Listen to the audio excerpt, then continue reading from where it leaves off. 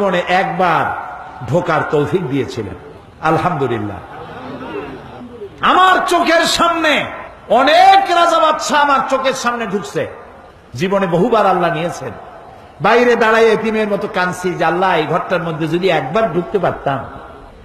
Kuwait এবং ইরাকে যেবার যুদ্ধ বাঁধলো, সেই যুদ্ধের মীমাংসা বৈঠক আহ্বান করলেন বাদশা ফাহাদ। তাতে পৃথিবী থেকে 400 মেহমানদেরকে দাওয়াত দিলেন মীমাংসা বৈঠকে। কেমনে কেমনে আমার মতো একটা ভাঙ্গাছেড়া মানুষও দাওয়াত পাইল। আমি তখন যখন প্লেনে উঠেছি, তখন আমার মনের মধ্যে একটা চিন্তা হলো, সারা জীবন যে আশাটা করতেছিলাম আল্লাহ যদি এইবার এটা পুরো করতেন। আমাদেরকে হোটেলে নিয়ে জায়গা দেওয়া হলো। এশার নামাজের পর একটা ব্রিফ কেস দিল সমস্ত মেহমানদেরকে। ব্রিফ কেসের ভিতরে কাবা শরীফের গেলাপ পাইলাম, আতর পাইলাম, জায়নামাজ পাইলাম, আর পেলাম অনুষ্ঠান সূচি। অনুষ্ঠান সূচিতে লেখা 3 দিনের সমাপনী দিবস, 3 দিন কনফারেন্সের শেষ দিন, ওটা বৃহস্পতিবার দিবাগত রাত।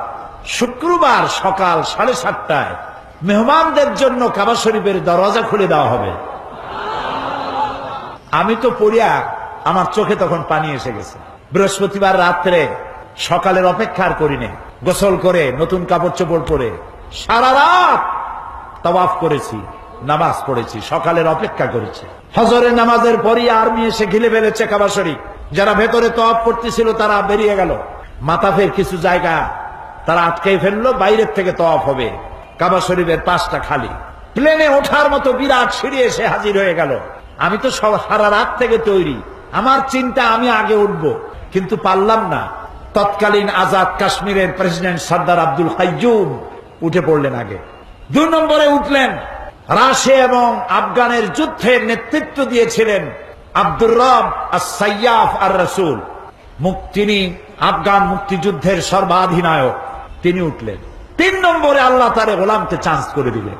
ভিতরে ঢুকে তখন তো আর কাবা একদিকে নাই, চারদিকে কাবা। চারদিকে দুরাকাত নামাজ পড়ে আল্লাহর ঘরের মাঝখানে সেজদায় পড়ে গেলাম। প্রায় আধা ঘন্টা জনমের মতো কাঁদলাম, যা মনে আসলো বলতে থাকলাম। হঠাৎ আমার মনে চিন্তা আসলো, আমি বুঝি অন্যান্য মেহমানদের উপরে জুলুম করতেছি, কারণ এই ঘরের মধ্যে 20-22 জনের বেশি লোক ধরে না। তা আমরা যত দেরি করব তাদের উঠতে তত দেরি হবে। তাড়াতাড়ি উঠলাম। আমি দাঁড়িয়ে দেখি আমার পাশে দাঁড়ানো রাজশাহী বিশ্ববিদ্যালয়ের প্রাক্তন ভাইস চ্যান্সেলর মরহুম ডক্টর এম এ বারী। বুড়া মানুষ, সাদা দাড়ি, চোখ দিয়া বদনার নালের মতো পানি পড়ছে, দাড়ি ভিজে ভিজে পড়ছে। আমাকে আঙ্গুল দিয়ে দেখালেন কাবার দরজার দিকে। আমার চোখ গিয়ে পড়লো কাবার দরজার উপরে, যেখানে উনি আঙ্গুল দিয়ে দেখালেন সেখানে লেখা আছে ওয়াকালা রাব্বুকুম উদউনি আস্তাজিব লাকুম। তোমার রব তোমাকে বলছে আমারে ডাকো, আমি ডাকের সাড়া দেব। আমি আবারও কাঁদলাম, আল্লাহ আমার কাম আমি করছি, এবার জবাব দেওয়ার মালিক তো তুমি। আল্লাহুম্মা লা তারুদ্দানা খাইবিন।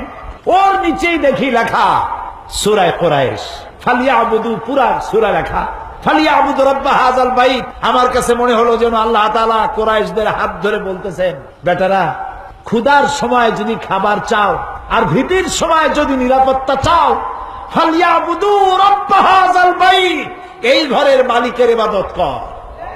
কোন ঘর? বাইতুল্লাহ।